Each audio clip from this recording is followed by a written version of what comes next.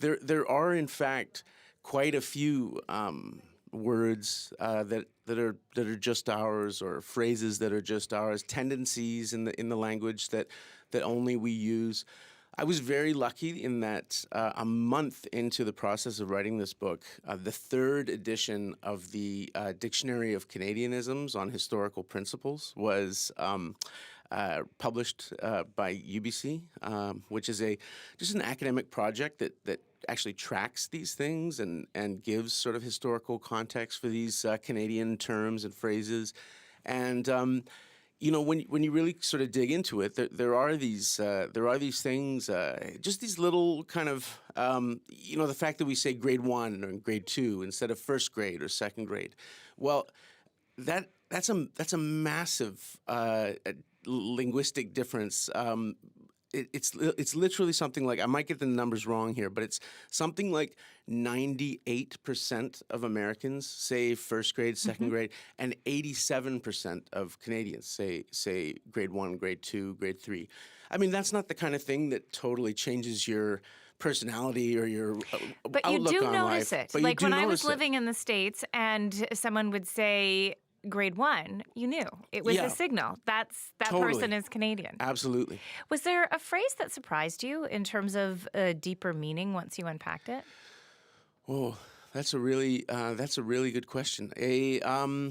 I would say there were a number of words that I thought were kind of that I thought were Canadian coinages that were actually what are known in the literature as preservations, which just means that they came over with British English and were kind of. Is that why my mother says Chesterfield? Well, yeah. So Chesterfield, that was one that was. So Chesterfield is actually. So this is a word that I put in the book simply as a tribute to my late grandmother, because Granny always said Chesterfield, and I always, I as I say in the book, I don't think I ever heard the word sofa referred to, and couch was probably a little bit more typical by the time I was growing up, but every grown-up said Chesterfield. Well, Chesterfield was actually a specific kind of couch, those big couches, the leather couches with the huge buttons and the kind of curly-Q arms that just somehow became like the way people say, oh, Kleenex, or, in the southern United States, a Coke can mean any kind of carbonated beverage. A Chesterfield somehow just became the word for any kind of couch. That one surprised me. Chesterfield is one that I feel a deep affection for, because I think a lot of Canadians feel a certain sort of nostalgia around that one. Zamboni was one that we, from the other perspective, we were so excited to put that one in the book. It was, we originally thought, A to Zamboni, and Zamboni has no Canadian connection. At all. There's zero. It's like it's an American-born guy. Zamboni himself was American-born. It was invented in the States. There's like zero Canadian connection.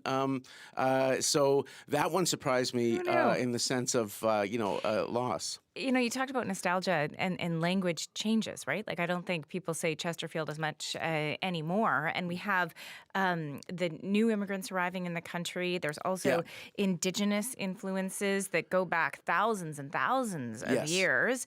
How did you reflect that diversity in this book? Yeah, so the first thing that I wanted to do was figure out what the philosophy of the book would be, in a sense of approaching. I felt like I could cover French words and not worry about a kind of imperialist approach, but I wanted to be able to cover Indigenous language in a way that would not leave it out of the book, but also didn't kind of try to appropriate it in a way that was, unwelcome. The first thing that I wanted to do was invite an Indigenous friend, another Indigenous writer and comedian, to write a little introduction to the book. So Dakota Ray Herbert, a very funny, very talented Indigenous comic who I've worked with on Super Team Canada, has written a little introduction about, a little foreword to the book about Indigenous language. And then what I tried to do was just always be very aware in presenting. So, for instance, one of the entries in the book is the Skoden Studis, which is an Indigenous meme. Yep. That there's quite a kind of loaded history to. I mean, a lot of people have seen this in kind of what feels like a very playful online presence. And I'm so sorry to cut you off. Oh, no, I'm sorry. Because Okay, we yeah. are just coming up against the news. Sure, But sure. To learn about those Please. Indigenous words and all the other words, you can get a copy of Charles's book. It is called A Celebration of Canadianisms, From Elbows Up to Poutine. Thank you for joining us. Thanks for having me.